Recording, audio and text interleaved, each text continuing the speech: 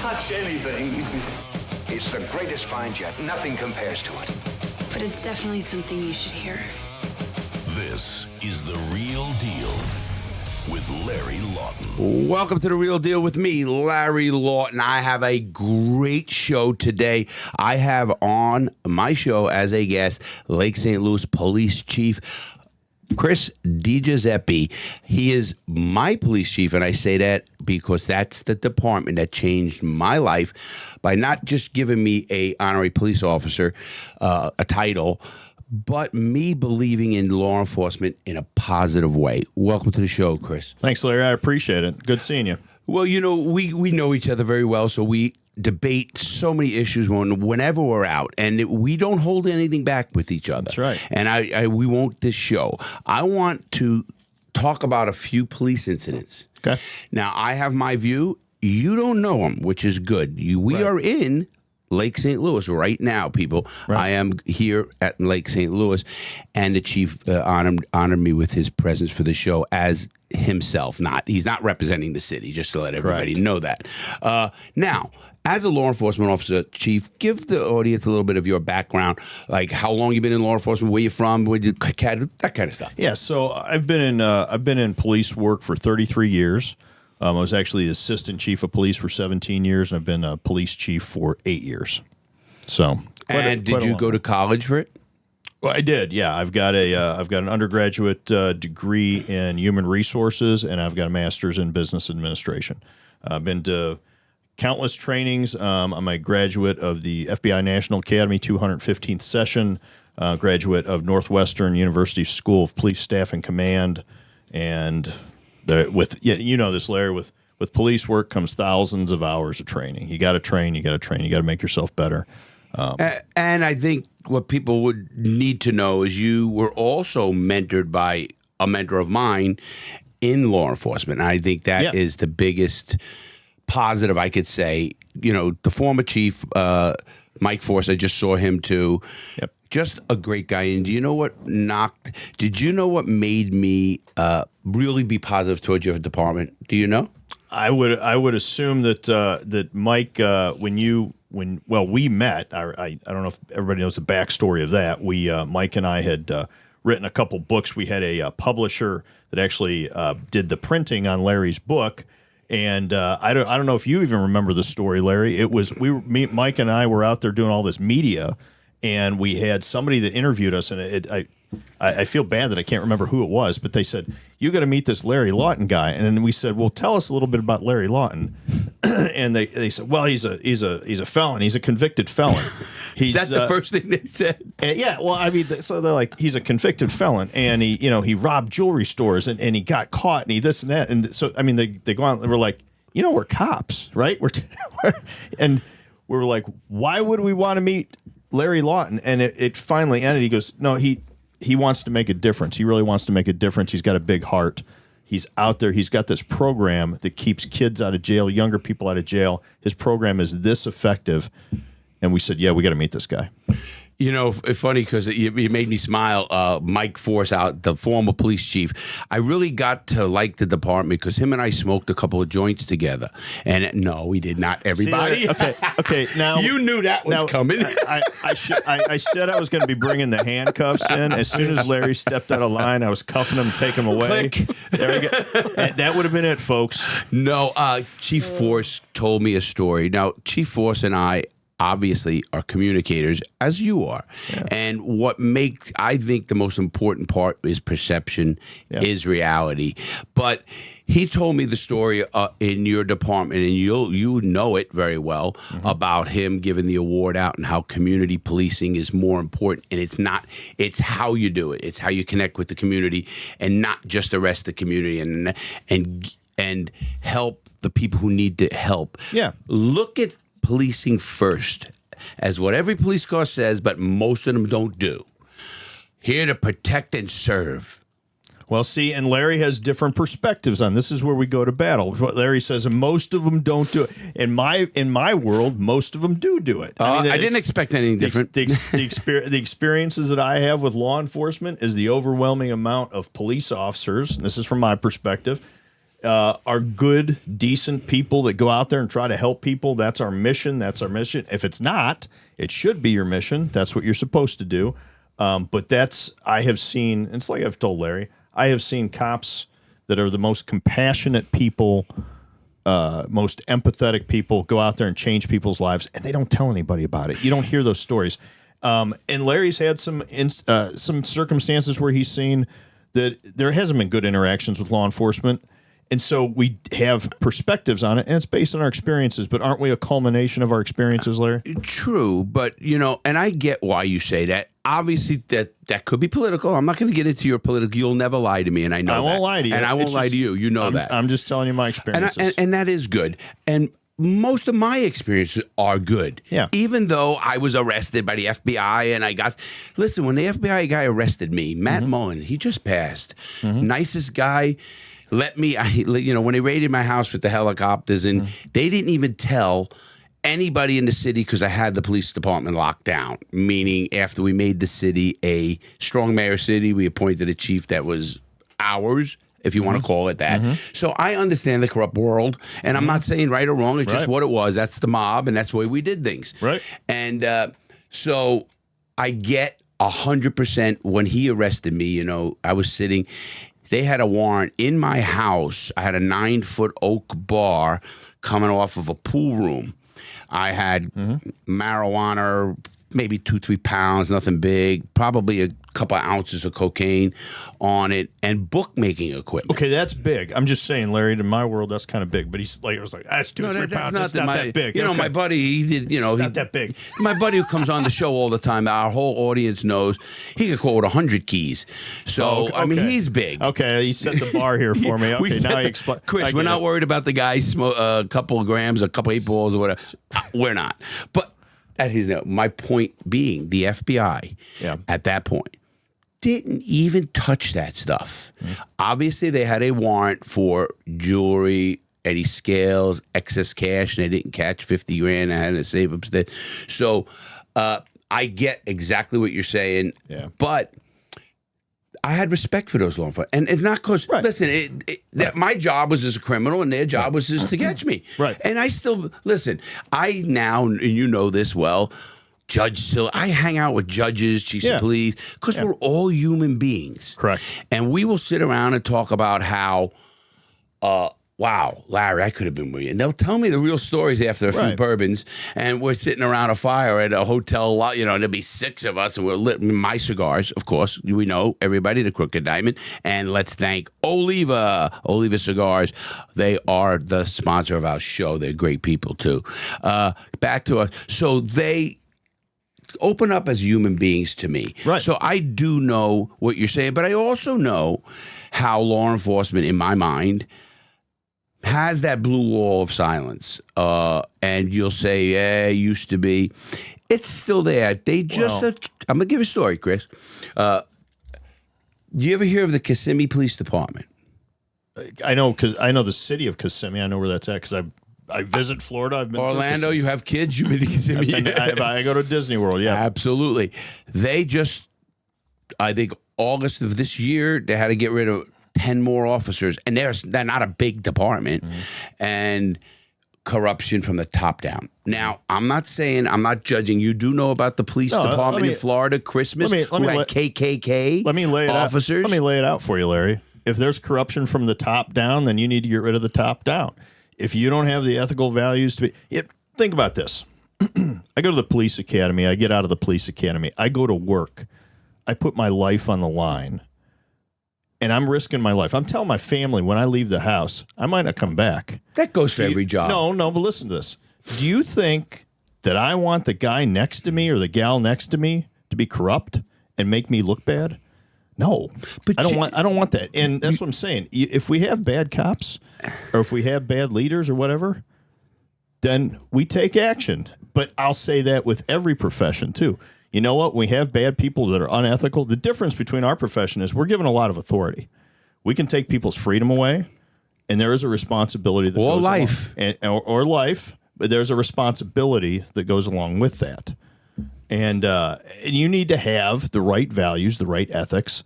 But you also have to understand perspective, too, of policing. And that's why I'm excited to do these shows with you, because I want to show the police perspective. I'll take you behind the scenes, behind the badge. I want you to know the emotional, the psychological, the things that, police officers go through. I want you to know some of the political stuff. And that's coming on a new show we got coming out. You bet. And it is coming out very soon. We're going to have some promos coming out. It's called Cops and Robbers Talk.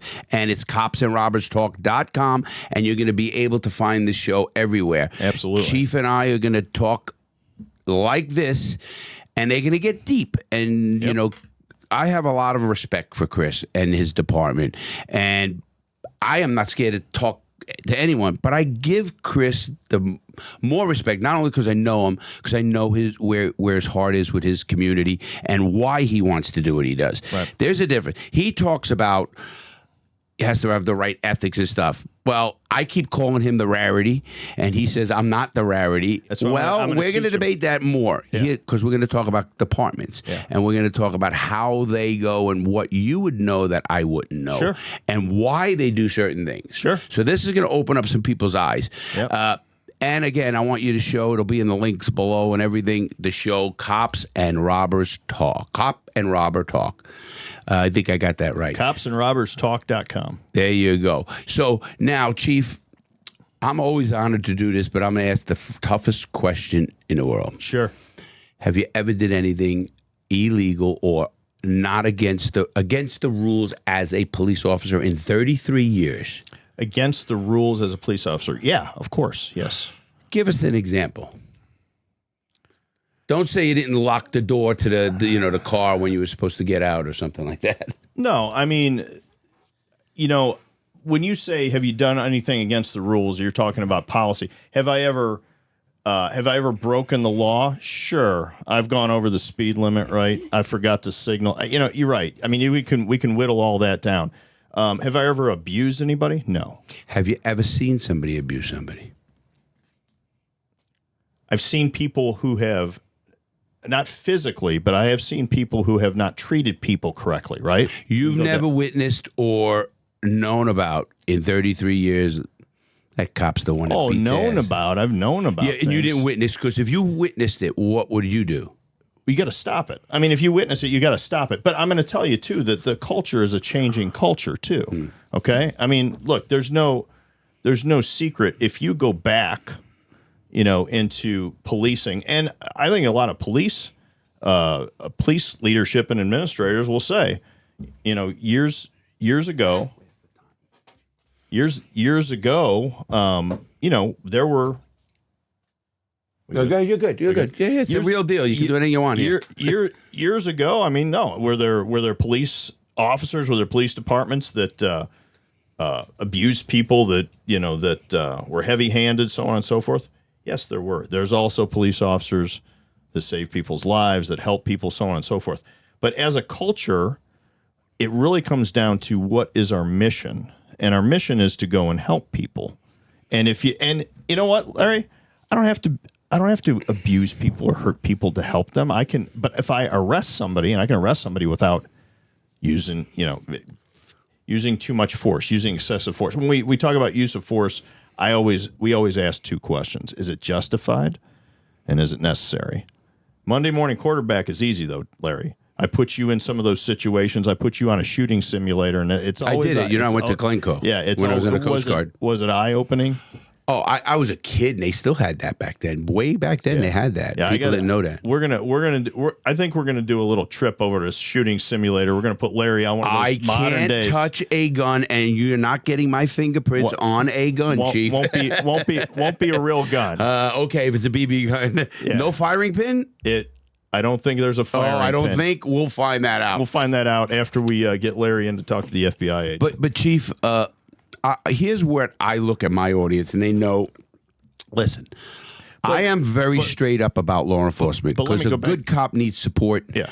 But a bad cop needs to be exposed. Now, hear me out. Yeah. I don't believe, and I'll give you a scenario. I thought.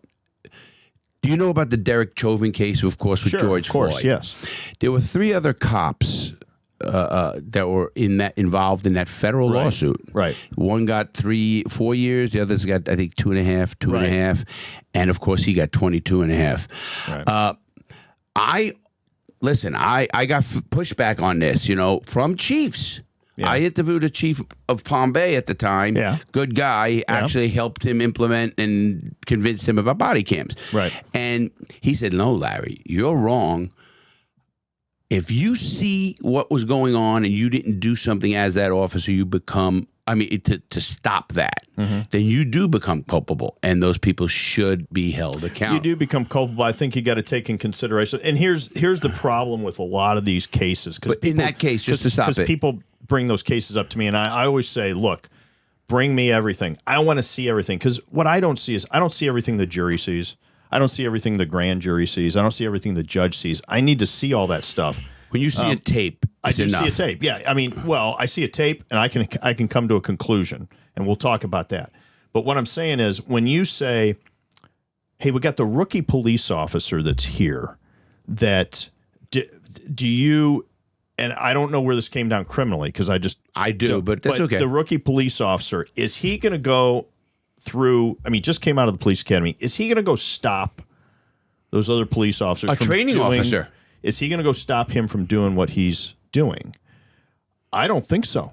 I see. This is where you didn't know this. I agreed with that. I don't think so. I think he got a bad deal. And I don't know that you can say that beyond a reasonable doubt that he is culpable of a crime at that point in time. I don't know. I'm not saying yes or no. Well, the pushback and the case, the federal case.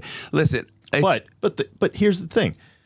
You're kneeling on somebody's neck. I had people calling me and going, "Hey, do you do chokeholds?" in light of that situation. And I kept saying, talking about Eric Gardner. That's a different one. No, I'm talking about Derek Chauvin. With the knee. Kneeling on the neck. But Eric Gardner is the actual chokehold. This is not a chokehold. That's people were bringing it up to me. I said, that's a crime. That's not a chokehold. That is a crime. We came out, a lot of our organizations came out publicly and denounced that and said, this is not our profession. I can tell you, police officers, when I talk to them about that, they're mad. They were mad that somebody represented, because that's what happens. We have people that are bad actors that do things like that, and then your entire profession is painted with a broad brush. But couldn't have that been a systematic problem? Meaning, yes, this man was in law enforcement for 20 years, I think it was. Yes, it could be a systematic problem. I've been doing this. I'm training these kids. I got to show them how can't take control of his. I've taught police guys, go in and teach classes in police academies. And it's the first thing that always boggles my mind. I'll usually ask by show of hands. Yeah. Maybe 40 people, 30 people at the law enforcement. They have a training center and all that there in the college. How many of you been in a fight, a fist fight? Right. You'll be surprised how many have not been even in a fist fight. No, most everybody hasn't been. And my view is, when you listen, I grew up in an era where the cops would take their belt off, we're fighting, and and literally honor their word. I ain't gonna arrest you. And I saw a cop beat the shit out of a kid. We all were there, made a circle, right? And we watched the kid beat the shit out of a cop, and the cop get up, pretty bloodied up, said, "All square, guys." And you know what? They shook hands and they became friends, right? Not just cop criminals, so to speak. Right. And the guy wasn't asking for, I want information or any of that kind of. And I know how policing works, obviously, as you do. It don't work that way anymore, Larry. Let me outline. There's a couple. I know that. There's a couple of things I do want to know. And I'm a pushback, maybe. Sure. Do you think there's quotas? Do you have quotas on traffic tickets? I do think that there was quotas, and no, we don't have quotas on traffic tickets because we have a state law that prevents it. Good that's Missouri. Yeah. Who's ever thinking Missouri is going to have that? In fact, we have two laws that prevent that. We cannot, and not just me, we cannot tell a police officer to go and write a certain number of tickets. Because if you do that, you incentivize revenue generation. Go ahead. I want to hear the but. It's coming. No, there's no but. Here is a but. You cannot tell a police officer to go and write a certain number of tickets. No, but you can say, I want to see you work harder.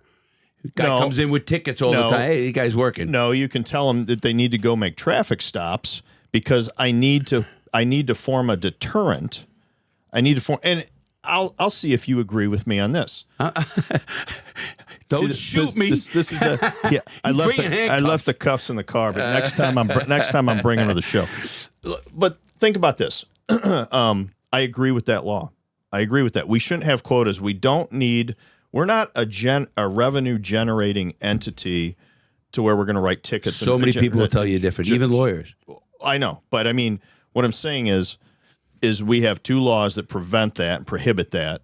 Now, do I think that sometimes it's taken too far? You answer this question. You're the police chief, and you have. And what did I tell you? The number one complaint is that we get. Yeah, we talked about this on an episode that traffic complaints, traffic or speeding or traffic. Doesn't matter what your homicide rate is in the city or whatnot. The number one complaint that most police chiefs get are. I push back on that in Chicago. My street is a racetrack. My street is a race. These people are terrible. Oh my gosh, this and a lot of times we'll go out and do a traffic study. People really aren't speeding. It's a perception, but sometimes they are. So anyway, we have entire divisions that concentrate on traffic, and our goal is to try to curb that behavior. Losing game. I can reduce speeding for a period of time, and then it comes right back. But we have 2 laws that prohibit us from having quotas. With that said, what do you do? So I go tell my guys, look, we have a problem over here. There's a speeding problem. Make some traffic stops. I can tell them that. Go make traffic stops. Isn't that telling them go give tickets? No, Chief. If you told me, you want me to bring one of my guys in here and we might do that, but no, you're gonna bring let me go pick the guy in your department, not the guy that's been your buddy for 20 years. Sure. You pick the guy in my department. You ask them what I say if I've ever told them to go write a ticket. Ask them, and they will tell you. You're not lying to me. I know. I mean, I know you're not going to lie to me. Your faith and your values are too strong. And here's the thing, and I'm not telling you that I don't know what laws are in other states. Do you know how much money the city makes on every ticket? Our city? Yeah. I don't off the top of my head. You really don't? I don't. But I can tell you this: in Missouri, there's also a law that says that your city budget, the amount you make off of traffic tickets, can't be more than like 10% of your city budget too. There's also a law that restricts that. So they have pushed it to where you can't make money, or that is not an incentive. What I'm saying is that a rarity? Because wasn't that what was happening in Ferguson? No. There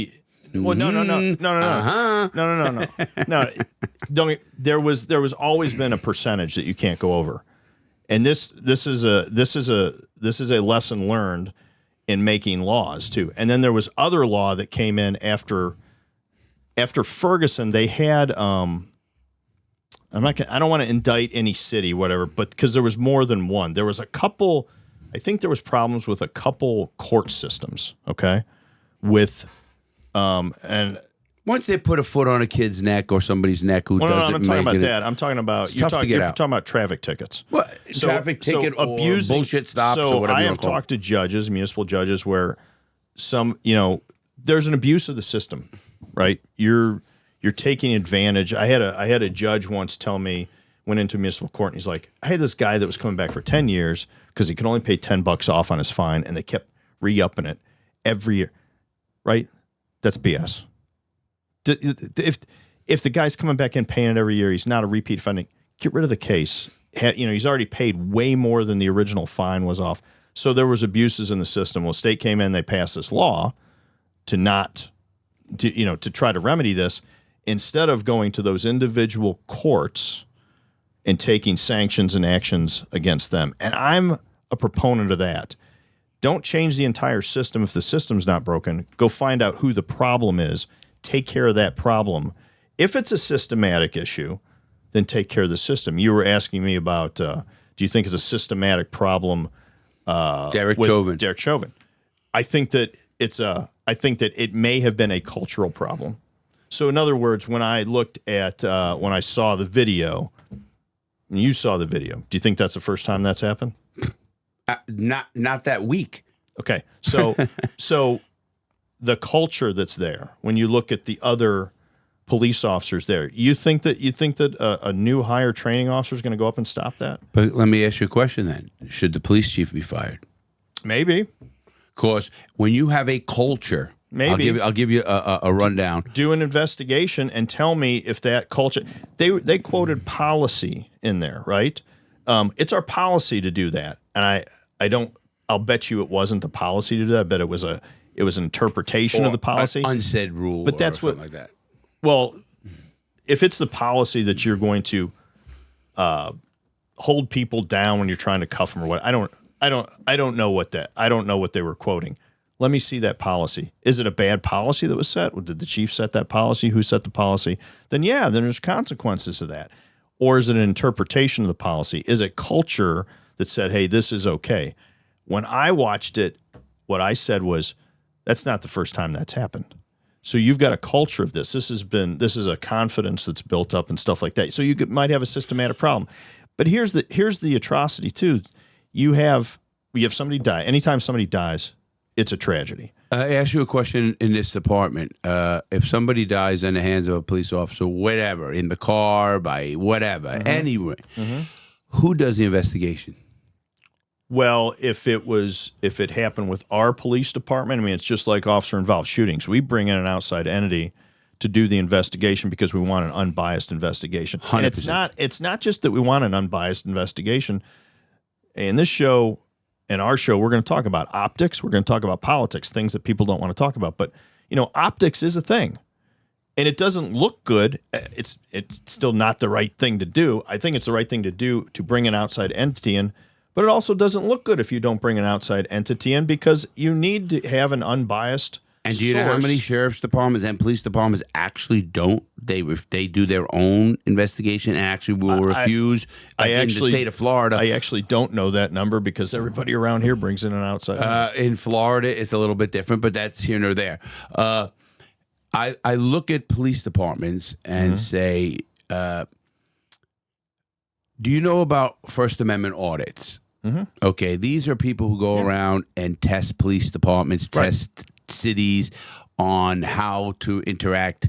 Again, optics. Right. And I'm going to emphasize this on every show I do, I think every police officer should have the First, Second, Fourth, Fifth, Sixth, and Eighth Amendments in their pocket and know them better than I do as a lawyer, because that's what they're there to do. Protect my constitutional rights to have whatever that is. Protect and serve. You're protecting me. The Constitution protects me. Sure, and I take an oath to protect the Constitution. Absolutely. Yeah, so I look at that, and I also look at, has your department ever been sued for something like that, and lost 25 grand, 50 grand, something like that? No. Proud of you. I'm glad you said that because I have your badge. Because he was nervous. I was really nervous. I mean this. Now, I'm not saying that people, I can remember one time, you got to remember 33 years. I think I can remember one time where somebody there was people that made allegations that were investigated. Look, you're in the business long enough. Somebody's going to make some allegations. They're frivolous. You have people that make frivolous claims and things like that. Of course they do. But no. We've never Well, been. the reason I asked you that, because there are many departments, and I watch them, and again, being in the YouTube world and being in the online world, I guess you can call it that, that you'll see a department get, they lost 77,000, they lost 50,000. They also have a thing called qualified immunity. We're not going to get in. We're going to get into we're going to get a debate about that. I know. No, we're going to get into our show about that. Our new show coming up, people. And remember, it's Cops and Robbers Talk. .com. Yep. And you're going to see it everywhere. My picture of Chris, and he just looks so much younger than me, and I'm not. He's about 5, 6, 7 years. 56. I'm 56. You were born in 56? No. I am 56. I was born in 68. I know. I was born in 61. Yeah. So I'm 63. Yeah. My point is, you will see departments that get these $50,000 judgments. Sure. I don't know if you knew this. I know it's a federal thing, at least in Florida, and you can quote me. If your police officer pulls my information for no reason, it's $5,000 a pop. If you use the system, the police system, to look at a person's information without in a Missouri, reason. in Missouri, it's a crime. If you use a criminal justice system, there's actually a statute. If you use a criminal justice system to Revengeful way of some sort. well, no, I mean if you use it for non law enforcement purposes, those are locked down pretty tight. And you got to remember too, I can only go off the laws of our state what I'm used to. I don't know what Florida No, laws and I get that. And it's funny because it brings me back to one case I have to tell you about. I was a gangster at the time, so let's emphasize that. So what I say from here, you don't judge me as today.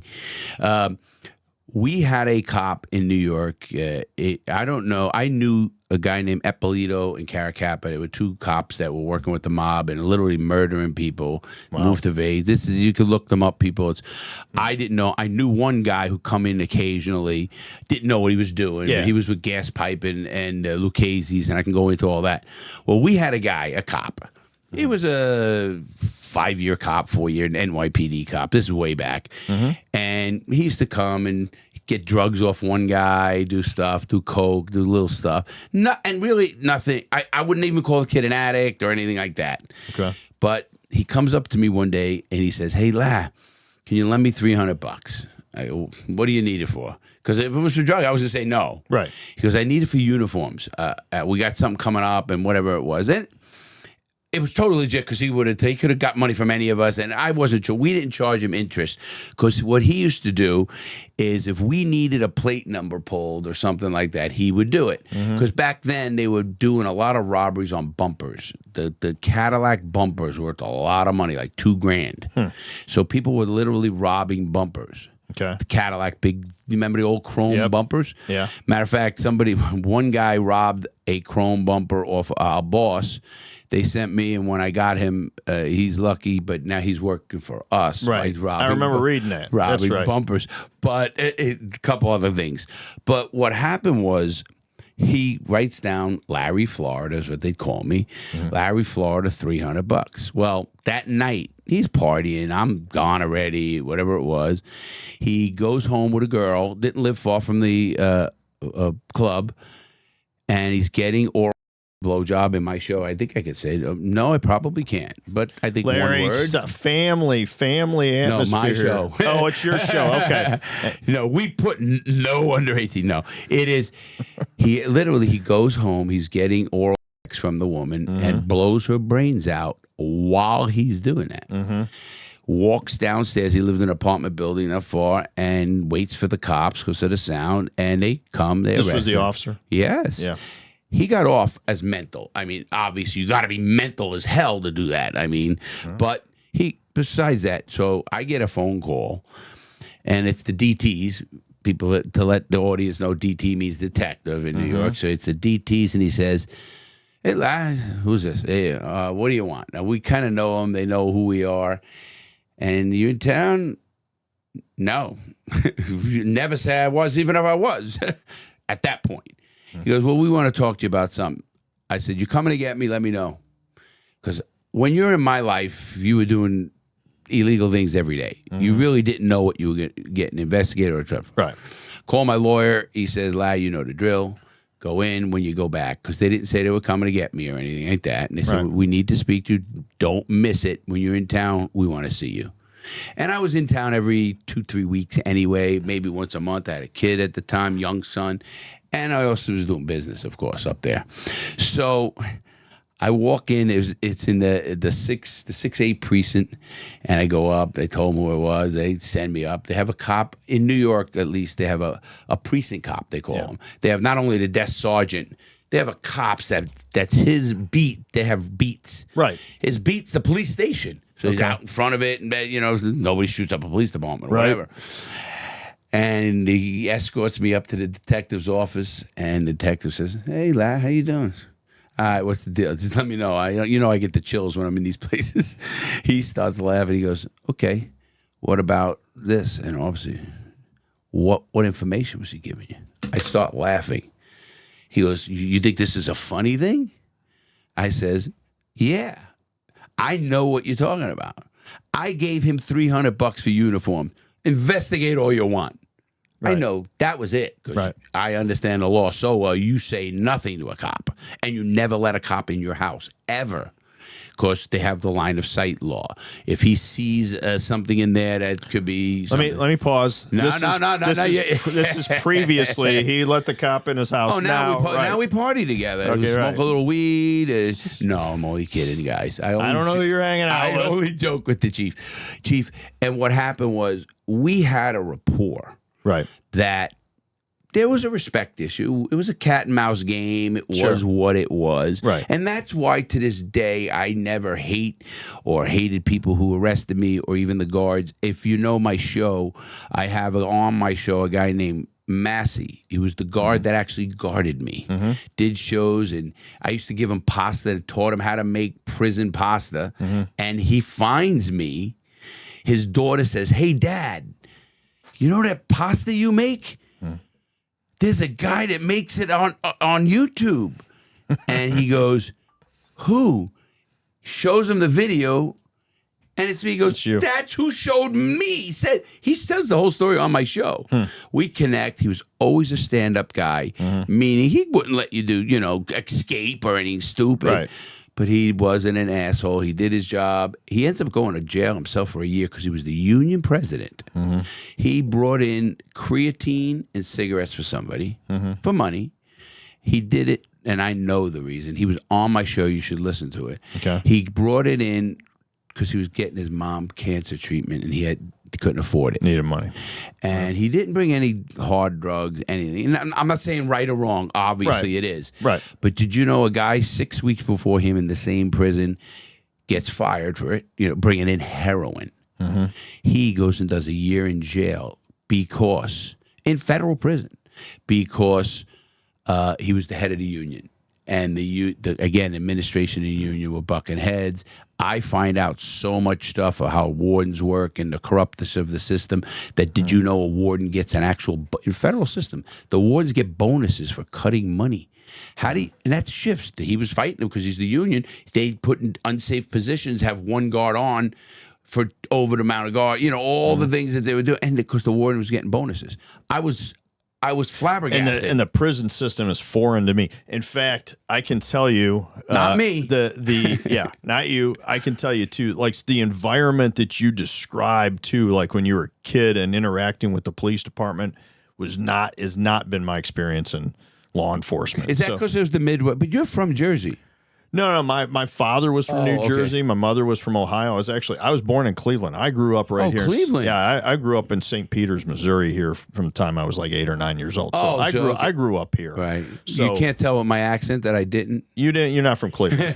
So I've derived that. But yeah, I mean, so it's two different worlds, right? It's a different time frame.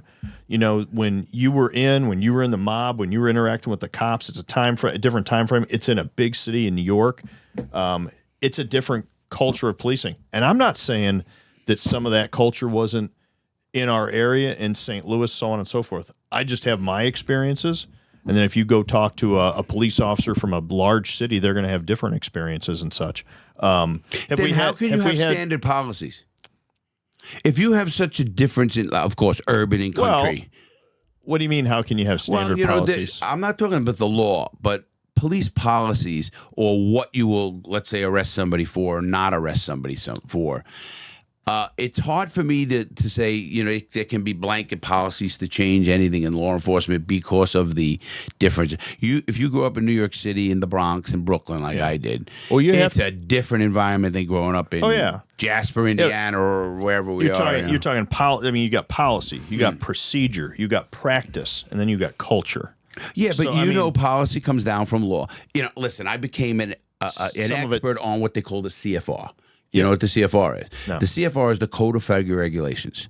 They are what mandates all the agencies. Yes, okay. The Attorney General sets the CFR. CFR, right. Okay. So what happens, Chris, is they don't just make CFR up. CFR comes from law. The law, it's broken down to the Constitution, and then policies go to the CFR. Well, policy is driven by a lot of things. It is driven by the law, and a lot of times, like with us, you're talking about federal law. Well, ours is driven by state law, like state statute and then we have local law. So policy is driven by that. But it's also driven by liability, okay? It's driven by, people don't even think about this, but a lot of times, who's your insurance carrier? Your insurance carrier is going to say, oh, no. This is high liability. You got to do this. You got to do that. Sometimes we go to battle with insurance. Change the insurance company. It's not that easy, though. I mean, you get an insurance company for a city. The mob was a lot easier. Well, I know. But how did that pan out, right? Yeah. So Good for a while. Yeah, it was good for a while, right? Bad overall. Bad overall. Yeah. Bad overall. Everyone knows like that. I lecture Larry. Tell him in the beginning, don't do it. All right? I always wait till the end. I know he always waits to the end. He's reviewing that with the Grand Theft Auto thing, and he does the whole thing. And I'm going through. I'm like, I should comment on this. This way. He's like, I wouldn't have read it. I wouldn't have done this. I wouldn't have done that. I wouldn't have done that. And then right at the end, for the 3 seconds, he goes, "Oh, by the way, don't do the robbery." I'm like, Larry, open up with that. So, yeah, can you lead with that? Well, I could. But I don't think my audience would say anything about that. But no, getting back to your policy in policing, and this is really what we're talking about. Yeah. When you have a bad officer, and I'm sure you've had. We've had. I'm a believer in mercy. I always believe in tempering justice with mercy. And that President Kennedy, when he appointed 70 new federal judges, actually, that was his comment. I needed to appoint people who can understand they have to temper justice with mercy. Right. Which I think happens a lot. My look at law enforcement is once you hook up a kid, let's say you, Chris, is out on patrol, and you stop a kid and he's got, forget marijuana, it wasn't legal. He's got a marijuana joint in the ashtray. A nothing charge. But you hook him up. Bring him in. He beats it because he's got a good lawyer or whatever it is. That's still a very bad decision because it will affect that kid's life. Once you hook him up, me as a business owner can take 2 candidates that walk in at my office. I might hire him, but somebody else is going to look at him. Same qualifications, same everything. You hooked up a kid instead of, in other words, the internet, going back to your perceptions. You know what someone will say? Oh, yeah, he's just a smart kid. He had great, lawyer, and he beat the child. He's still a druggie. Maybe he's not. My point, Chris, you should have a tool. I don't know if you do. To hold the kid accountable. We have that in Florida. I was a supporter of it, and it's done by the states called the Civil Citation Program. And what happens is they'll literally give the kid with his parents or whatever a ticket, and that has to complete there'll be 5 programs on it, or 10. He has to complete one or these programs in X amount of time, or then a issue can get a warrant, could be a bench warrant could be issued, and then he could be held accountable in a different way. But you're giving him an opportunity to not be in the system. But let's go back to what you said. So, because there's a ton of things that one apply. Number one, so if we're talking modern day, we have recreational and medical marijuana that's legal in the state of Missouri right now. It's been, and don't get me wrong, it's been decriminalized to where it's a civil, and I'm not saying I agree with this, but it's a civil violation if somebody under 21 has 5. Go ahead, don't worry. It's a civil violation if somebody under 21 has is possessing marijuana. It's a criminal violation if somebody over 21 is possessing alcohol.